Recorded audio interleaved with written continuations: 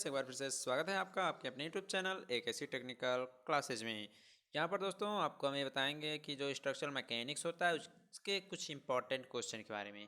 सभी सब्जेक्ट के हमने आपको बताना स्टार्ट भी कर दिया है और आपको टेलीग्राम पर सभी के पीडीएफ भी मिल रहे हैं। टाइम वाइज आपको सभी पीडीएफ मिल रहे हैं इंपॉर्टेंट क्वेश्चन के।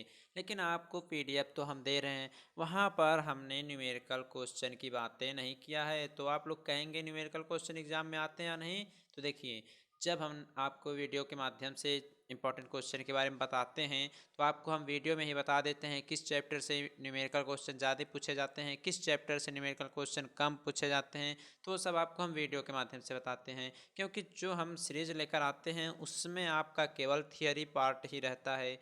उसके अलावा जो भी अन्य जैसे आपके न्यूमेरिकल बच गए, कोई फिगर वाला क्वेश्चन है वो छूट जाता है, तो उसको हम जब आपको इंपॉर्टेंट क्वेश्चन बताते हैं वीडियो के माध्यम से तो उसमें बताते रहते हैं। तो आप लोग क्या करते हैं, तुरंत पीडीएफ डाउनलोड करना स्टार्ट कर देते हैं टेलीग्राम से। ठीक है, डाउनलोड कर लेते हैं, लेकिन वहाँ पर आप लोग ये नहीं जान पाते हैं कि न्यूमेरिकल क्वेश्चन किस चैप्टर से आता है। तो वो सब आपको हम वीडियो के माध्यम से बताते हैं। तो जहाँ से आप लोग पीडीएफ डाउनलोड करते हैं उसी के ऊपर वीडियो भी आपकी सेंड की गई होती है टेलीग्राम पर। तो वीडियो को भी एक बार आप लोग ओपन करके ज़रूर देखा करें। तो चलिए इन सब बातों को छोड़ते हैं, जो आज का हमारा टॉपिक है यानी स्ट्रक्चरल मैकेनिक्स। इसके हम 15 प्लस मोस्ट इंपॉर्टेंट क्वेश्चन को इस वीडियो के माध्यम से देखने वाले हैं। तो आप लोग एकदम लास्ट तक वीडियो को जरूर देखेगा, कहीं पर स्किप मत कीजिएगा, नहीं तो हो सकता है आपके 5 या 10 सेकेंड स्किप में आपका कोई न्यूमेरिकल क्वेश्चन की बात छूट जाए। और हाँ, अगर आपको वीडियो अच्छा लगता है तो आप लोग लाइक और कमेंट जरूर कीजिएगा, अपने फ्रेंड्स के पास भी शेयर जरूर कीजिएगा। चलिए वीडियो को करते हैं स्टार्ट। क्वेश्चन नंबर फर्स्ट आपका कह रहा है कि फ्रेम क्या होता है, इसका वर्गीकरण कीजिए। अब फ्रेम फ्रेम क्या होता है, फ्रेम का कुछ लोग हिंदी जानते होंगे, ढांचा होता है। तो ढांचा मतलब क्वेश्चन पूछ लीजिएगा ढांचे क्या होते हैं, इसका वर्गीकरण कीजिए। तो आप लोग सबसे पहले तो इंग्लिश वर्ड जो है उसको लर्न करना स्टार्ट कर लीजिए। ओके, कि फ्रेम क्या होता है, इसका आपको पूरा वर्गीकरण करना है। सभी क्वेश्चन आपके बुक्स में, विद्या क्वेश्चन बैंक में और गोल्ड में मिल जाएंगे। तो आप लोग सभी क्वेश्चन को ध्यान से जरूर पढ़िएगा। जितने भी लोग अगर विद्या क्वेश्चन बैंक, गोल्ड या प्रीवियस ईयर क्वेश्चन हो गया या बुक हो गया, उस सब का अगर पीडीएफ आप लोग पाना चाहते हैं तो आप लोग हमारे टेलीग्राम को ज्वाइन कर लीजिए। टेलीग्राम का लिंक हम आपको इस वीडियो के डिस्क्रिप्शन बॉक्स में दे देंगे। कुछ और पूछना हो तो आप लोग हमें इंस्टाग्राम पर फॉलो करके वहाँ पर भी पूछ सकते हैं। क्वेश्चन नंबर सेकंड कह रहा है कि ट्रसों के विश्लेषण एवं बल आरेख की मान्यताएं लिखिए। जो आपके ट्रस होते हैं उसका पूरा आपको विश्लेषण करना है। देखिए, बीच बीच में हम आपको इंपॉर्टेंट क्वेश्चन के बारे में बताते रहेंगे, आप लोग इसलिए वीडियो को स्किप मत करिएगा। ओके ना। तो देखिए, ट्रस्ट क्या होते हैं, इसका आप लोग विश्लेषण कैसे करेंगे, और जो इसके आरेख खींचे जाते हैं वह उसका कुछ एक स्टैंडर्ड मानक होता है, वो आप लोग कैसे खींचेंगे। और हाँ, इस चैप्टर से जो है आपके न्यूमेरिकल क्वेश्चन पूछे जाते हैं, जो ट्रस्ट वाला चैप्टर है, तो न्यूमेरिकल को भी ध्यान जरूर दीजिएगा। ओके, नेक्स्ट क्वेश्चन कह रहा है कि निम्न को परिभाषित कीजिए। कुछ इंपॉर्टेंट पॉइंट हैं जिनको आपको पढ़ना है, एग्जाम में आपके पूछे जाते हैं टिप्पणी के तौर पे, कि कॉन्सेंट्रेटेड और पॉइंट लोड क्या होता है, बिंदु भार क्या होता है। आगे कह रहा है कि स्लोप एंड डिफ्लेक्शन को परिभाषित कीजिए। जो स्लोप एंड डिफ्लेक्शन चैप्टर है, ध्यान से सुन लीजिए, जो स्लोप एंड डिफ्लेक्शन चैप्टर है यहाँ से भी आपका न्यूमेरिकल क्वेश्चन हर साल पूछा जाता है। तो इस चैप्टर से न्यूमेरिकल क्वेश्चन को आप लोग सॉल्व जरूर करके जाइएगा। हो सकता है जो क्वेश्चन आप लोग सॉल्व किए रहें वही आपके एग्जाम में आ जाए, क्योंकि क्वेश्चन जो हैं वो बार बार आपके रिपीट होते रहते हैं। तो आप लोग प्रीवियस ईयर के क्वेश्चंस को सॉल्व जरूर करिएगा। नेक्स्ट क्वेश्चन आपका कह रहा है कि लॉन्ग एंड शार्ट कॉलम को समझाइए। मतलब जो आपका कॉलम एंड स्ट्रट चैप्टर है उसमें लॉन्ग एंड शार्ट कॉलम है, उसको पढ़ लीजिएगा। नेक्स्ट है आपका पॉइंट ऑफ कांटेक्ट फ्लेक्चर क्या है, आप लोग इसे पढ़े ही होंगे।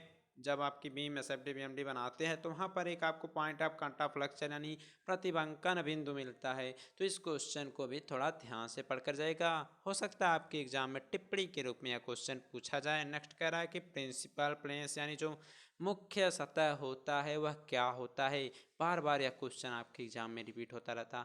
हमने आपसे क्या कहा, जो लोग वीडियो को स्किप कर देंगे वो लोग नहीं जान पाएंगे कि न्यूमेरिकल क्वेश्चन किस चैप्टर से पूछा जा रहा है। इसलिए आप लोग सभी पॉइंट को ध्यान से लर्न करते हुए चलिए और नोट डाउन करते हुए चलिए, स्क्रीनशॉट लेते हुए चलिए।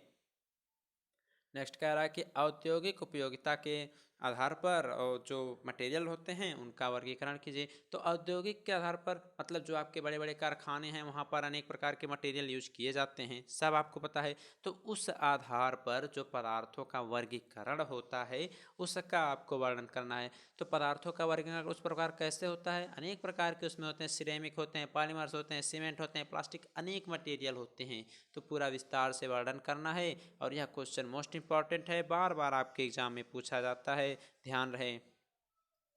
उसके बाद देखिए कह रहा है कि प्लास्टिकों का वर्गीकरण कीजिए, इसके प्रमुख गुणों को भी लिखिए। तो देखिए प्लास्टिक तो हम जान रहे हैं, आप लोग इंटरमीडिएट से ही पढ़ते आ रहे हैं, उसके बाद फर्स्ट ईयर में रहे होंगे तो केमिस्ट्री में पढ़े होंगे। तो इस क्वेश्चन को तो छोड़ना नहीं है। प्लास्टिक क्या होते हैं, उसके टाइप क्या होते हैं, थर्मोसेटिंग क्या होता है, थर्मोप्लास्टिक क्या होता है, सब आप पढ़े हैं। तो इसके गुण, इसके उपयोग को लिख लीजिएगा। यहीं पर एक इम्पॉर्टेंट क्वेश्चन और पूछा जाता है कि जो मटेरियल होते हैं या जो पदार्थ होते हैं उनकी कुछ मैकेनिकल प्रॉपर्टीज होती हैं। नम्यता हो गया, तन्यता हो गया, स्ट्रेंथ हो गया और बहुत से टफनेस हो गया। तो इसकी कुछ मैकेनिकल प्रॉपर्टीज होती हैं, तो 10 या 12 प्रॉपर्टीज हैं, उनको भी एक बार वैसे देख लीजिएगा, पूछा जाता है 2-3 उसमें से। नेक्स्ट कह रहा है कि brittle materials and mild steel के लिए स्ट्रेन स्ट्रेस डायग्राम बनाइए। देखिए ये क्वेश्चन जो है आपके सिविल में भी है, मैकेनिकल में भी है, पूछा जाता है क्वेश्चन। पिछले बार भी पूछा गया था, उसके एक साल पहले भी पूछा गया था, 5 नंबर में क्वेश्चन पूछा जाता है। तो एक बार भंगुर पदार्थ के लिए क्या होता है, एक बार माइल्ड स्टील यानी इस्पात उस्पात जो होते हैं उसके लिए क्या होता है। तो इसको भी जरूर बना कर जाएगा, बहुत हार्ड नहीं है, हमने पढ़ाया भी है, डिप्लोमा 3rd सेमेस्टर मॉस नाम से प्लेलिस्ट होगा, उसमें पूरा फिगर सहित आपको समझाया गया है। नेक्स्ट आपका क्या कर रहा है, नेक्स्ट क्वेश्चन नंबर 7, इसमें भी अनेक पद दिए गए हैं, इसको आपको समझाना है। कहा क्या है, कहा यह है कि स्ट्रेस क्या होते हैं, इसके टाइप क्या होते हैं। स्ट्रेस क्या होता है, इसका टाइप, बहुत से इसके टाइप हैं, तो सबको पढ़ना पड़ेगा, क्योंकि आपके एग्जाम में ये नहीं कहेगा स्ट्रेस क्या होता है, सीधे इसका जो टाइप होता है, जो स्ट्रेस का टाइप होता है वही लिख देगा, कहेगा इसको समझाइए, तो समझा दीजिएगा, स्ट्रेस पढ़ लीजिएगा। और जब इसके टाइप पढ़े रहेंगे तो आसानी भी होगी आपको लिखने में। इसी प्रकार स्ट्रेन का हो गया, इसमें वैल्यूमेट्रिक स्ट्रेन होता है, उसको वह क्वेश्चन बार बार पूछा जाता है, तो स्ट्रेन पूरा पढ़िएगा। हो सकता है क्वेश्चन बदल कर यही पूछ लिया जाए, स्ट्रेन क्या होता है, इसके पूरे टाइप्स को डिफाइन कीजिए। नेक्स्ट आपका कह रहा है पॉइजन रेशियो क्या होता है, यानी पॉइजन अनुपात क्या होता है। यह क्वेश्चन भी बार बार आपके एग्जाम में रिपीट होता रहता है, थोड़ा ध्यान से पढ़िएगा। नेक्स्ट कह रहा है एमओआई, मोमेंट ऑफ इनर्शिया, जड़त्वाघूर्ण से क्या समझते हैं, इसको रिफाइन करना है। इसकी 2 प्रमेय होती हैं, वो भी क्वेश्चन बार बार आपके एग्जाम में पूछा जाता है। इसकी 2 प्रमेय होती हैं, 2 थ्योरम है, उसको भी पढ़िएगा। अगला है कि types of load on beam, beam पर कितने प्रकार से आपके भार लग सकते हैं, सबका पूरा डिस्क्राइब करना रहेगा। लाइव लोड होता है, एक्शन के आधार पर होता है, इसमें अनेक प्रकार के लोड होते हैं, तो सबको आपको पढ़ना होगा, ठीक ना। उसी प्रकार यहाँ पर एक क्वेश्चन और पूछा जाता है कि बीम क्या होते हैं, कितने प्रकार के होते हैं, बीम का टाइप्स भी आप लोग पूरा ध्यान से पढ़िएगा, ये भी क्वेश्चन आपके एग्जाम में बार बार रिपीट होता रहता है। ओके, तो जो लोग स्किप करके देखेंगे वो तो ये जान नहीं पाएंगे कि ये भी क्वेश्चन पूछा जाएगा, इसीलिए कहते हैं थोड़ा ध्यान से देखिएगा वीडियो को। नेक्स्ट आपका कह रहा है क्रिपलिंग लोड क्या होता है। तो क्रिपलिंग लोड हो गया, बकलिंग लोड हो गया, स्लेंडरनेस रेशियो हो गया, ये सब क्वेश्चन भी आपके एग्जाम में रिपीट होते रहते हैं, ठीक ना। चलिए नेक्स्ट क्वेश्चन देखते हैं, question number 8। Shear force, load एवं बेंडिंग मोमेंट में आपको रिलेशन बताना है। तो आप लोग आसानी से इसको बता सकते हैं, कोई दिक्कत आपको नहीं होना चाहिए। तो आपके 2nd या 3rd चैप्टर में दिया भी है, पूरा इसका प्रूफ भी है, प्रूफ भी बहुत लॉन्ग नहीं है, हमने बताया आपको, हो जाएगा ना। नेक्स्ट है बेंडिंग मोमेंट एवं मोमेंट ऑफ रेजिस्टेंस को समझाइए। बेंडिंग मोमेंट क्या होता है और रेजिस्टेंस यानी जो घूर्ण का प्रतिरोध होता है वो क्या होता है। तो इस क्वेश्चन को पढ़िएगा, इन दोनों में अंतर लिखने के लिए शायद आता है आपके एग्जाम में। देखिए यहाँ पर एक बार फिर से आपसे हम कहना चाह रहे हैं, यहाँ पर आपके जितने भी क्वेश्चन लिए गए हैं मोस्ट इंपॉर्टेंट हैं, एक भी क्वेश्चन आपको छोड़ना नहीं है। जिस चैप्टर के हमने न्यूमेरिकल की बात की है उस चैप्टर के सभी न्यूमेरिकल को सॉल्व करके जाना है, ताकि आपको कोई प्रॉब्लम ना हो। तो न्यूमेरिकल की बात एक बार फिर से कर लेते हैं। आपका जो स्लोप एंड डिफ्लेक्शन चैप्टर है वहाँ से पूछा जाता है, जो ट्रस्ट वाला चैप्टर है वहाँ से पूछा जाता है, और एक मोस्ट इंपॉर्टेंट चैप्टर है जो कि बीम है, बीम वाले चैप्टर से पूछा जाता है कि अगर पॉइंट लोड लगा है इस पे, और उस मान लीजिए कोई परत है या कोई बीम है उस पर पॉइंट लोड फ्री एंड पे लगा है, कैंटिलीवर के लिए है, या कोई सिंपली सपोर्टेड बीम है उसके पूरे स्पैन बिछा हुआ है, तो मतलब इस टाइप के क्वेश्चन आपके एग्जाम में पूछे जाते हैं। तो इस चैप्टर से भी न्यूमेरिकल पूछा जाता है। 2-3 चैप्टर हैं जो कि मोस्ट इंपॉर्टेंट हैं, तो इनको आप लोग ध्यान से पढ़कर जाइएगा। ओके। और मोमेंट ऑफ इनर्शिया में जो आपका टी सेक्शन आई सेक्शन जो होता है स्लोप एंड डिफ्लेक्शन में, यहाँ से भी आपके क्वेश्चन पूछे जाते हैं, यहाँ से भी निकालने के लिए आपके एग्जाम में आता है। नेक्स्ट कह रहा है कि जड़त्वाघूर्ण की समांतर एवं लंबवत अक्ष प्रमेय को समझाइए। तो अभी हमने ऊपर इसके बारे में बात किया था। नेक्स्ट कह रहा है कि बेंडिंग इक्वेशन को प्रूव कीजिए। देखिए आप में शायद बेंडिंग इक्वेशन ही है, लेकिन मैकेनिकल के स्टूडेंट में टॉर्सनल इक्वेशन भी होता है, तो उन दोनों का वो क्वेश्चन मोस्ट इंपॉर्टेंट होता था, लेकिन आप में केवल बेंडिंग इक्वेशन है, तो इसको जरूर प्रूव कीजिएगा। नेक्स्ट कह रहा है कि सिंपल बेंडिंग के सिद्धांत में कौन कौन सी मान्यताएं हैं। मान लीजिए कोई बीम है वह बेंड हो जाती है, तो उसके बेंड होने के पहले कुछ मान्यताएं मानी जाती हैं, कुछ एजम्पशंस होती हैं, तो उसको पढ़ना है। बार बार यह क्वेश्चन आपका रिपीट होता रहता है, थोड़ा ध्यान से पढ़िएगा। देखिए जितने भी क्वेश्चन हमने बताया आपको, हम तो ये नहीं कह सकते हैं कि यही क्वेश्चन पूछा जाएगा, लेकिन हाँ ये आपका एक प्रकार का गेस्ट पेपर ही है, जो कि बार बार आपके एग्जाम में सभी क्वेश्चन आए हुए हैं।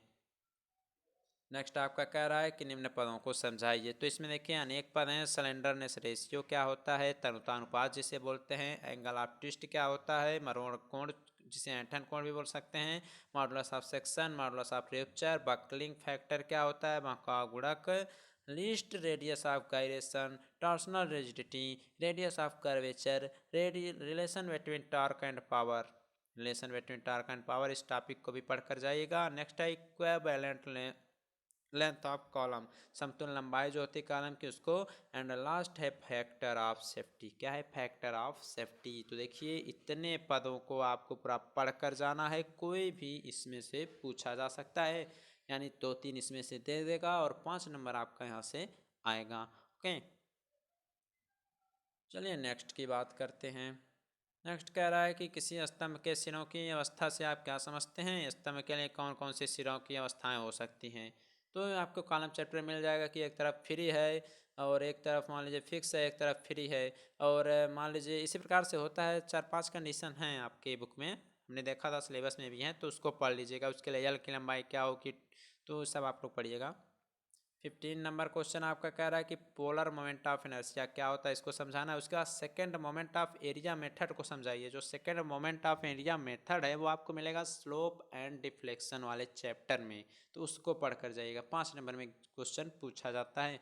नेक्स्ट आपका कह रहा है कि एक कोई कैंटिलीवर बीम है जिसकी लंबाई मान लिया एल है, उस पर कोई डब्ल्यू प्रति मीटर का कोई समवितरित यानी एक समान रूप से भार लगा हुआ है, तो उसका अधिकतम विक्षेप जो होता है वह WL/4/8EI होता है। इसको आपको प्रूफ करना है। तो हमने आपसे क्या बताया था, यानी जो स्लोप एंड डिफ्लेक्शन वाला चैप्टर है वहाँ से न्यूमेरिकल भी पूछा जाता है एंड थियोरेटिकल भी। तो थियोरेटिकल ये है कहाँ, डेरिवेशन ही तो है, तो ये भी आपका एक प्रकार से न्यूमेरिकल क्वेश्चन में ही आ जाएगा।